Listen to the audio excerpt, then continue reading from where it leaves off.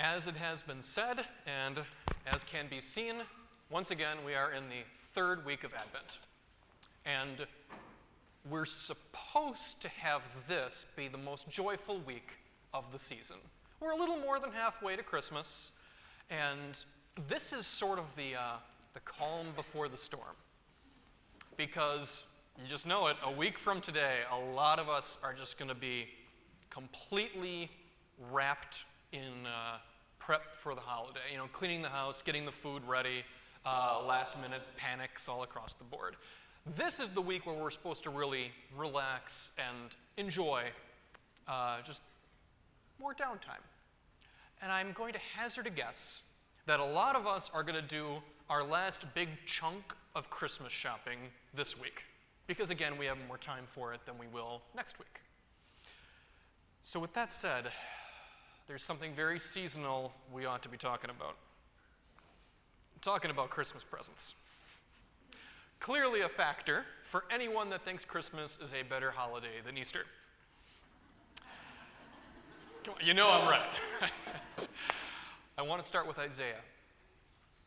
In the words of Isaiah from the first reading today, he said, "God has wrapped me with salvation as with a robe. He has cloaked me with justice as with a mantle, like a bride bedecked with her jewels." And I can talk about a bride bedecked with her jewels. I'm wearing pink in front of hundreds of people.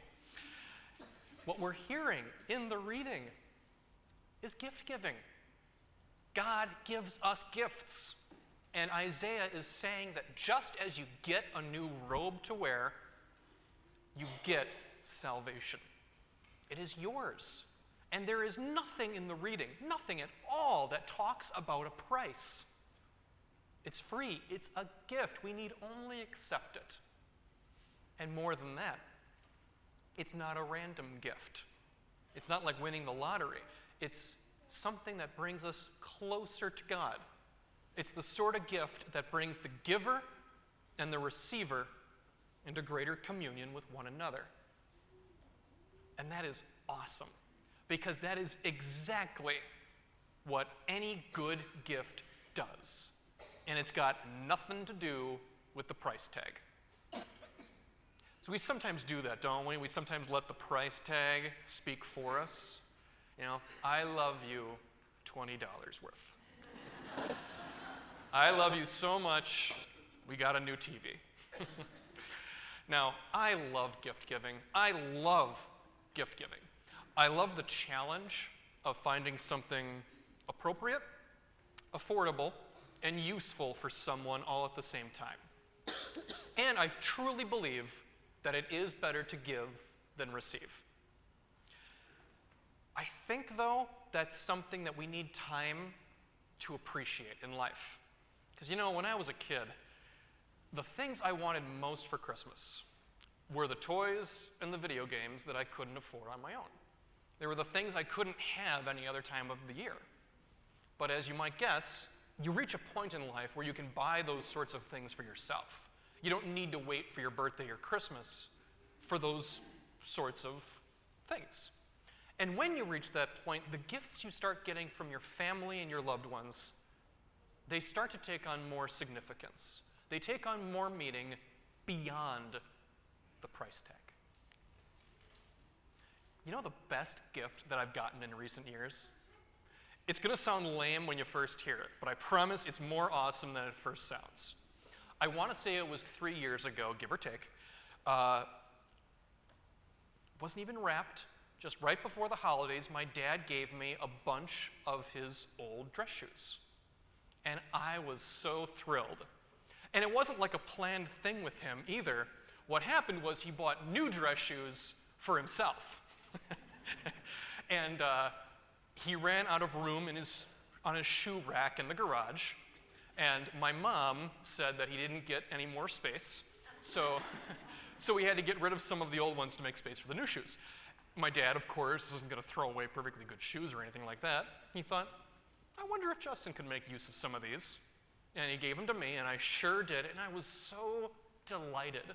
And he didn't need to spend a dime on me. Now, let me be clear.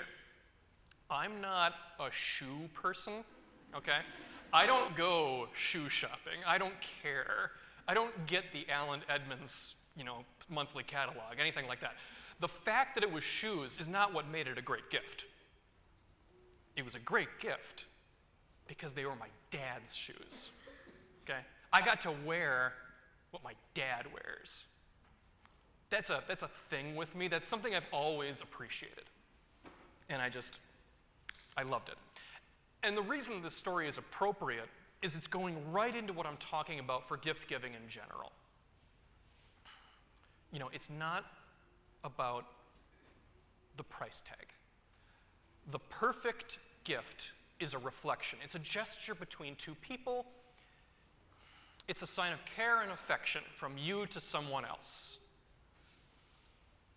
The perfect gift should remind you of the giver every time you see, use, or wear the gift in question. And that's pretty much true with me. I always think of Dad when I put on one of these pairs of shoes. And that means that the greatest Christmas present you can get is so much more than a gift card. And it's not the exchanging of shopping lists. That's the ritual of gift giving. The spiritual force behind it that makes it worthwhile, well, that requires a little bit of creativity and a little bit of personal investment. Now, if everything I've said to this point does not make sense to you, or if you completely understand and you just don't agree and you're not going to do any of this, that's fine. Because that just means that you're not a gift giver. And I'm sure that you have some other way to show your affection for your loved ones. And that is fine. So whether or not you're completely on board with the way I view gift giving, or if you're completely in the other direction, we can all take advice from Paul in our second reading today. Rejoice always, pray without ceasing, test everything, retain what is good. Rejoice always, all right? Rejoice with Christmas presents, or the Christmas tree, or caroling, or the turkey dinner, or whatever. Celebrate the season as God calls you to do. And if you do that, you will certainly be praying without ceasing. Test everything, retain what is good. The things of this world come and go. And we are not expected to latch on to the things that do not work for us anymore. We are called to retain the good, the things that bring us closer to God through Jesus Christ. And the exact ways we do that are absolutely limitless, so as long as they turn away from evil and somehow bring about goodness and righteousness and goodwill. Who knows, maybe it even involves wearing pink for basically no reason. So, brothers and sisters, let us all enter joyfully into our sacrifice of praise here and now. And with luck, that joy will continue in our lives and the lives of others as we get closer and closer to Christmas, slowly but surely.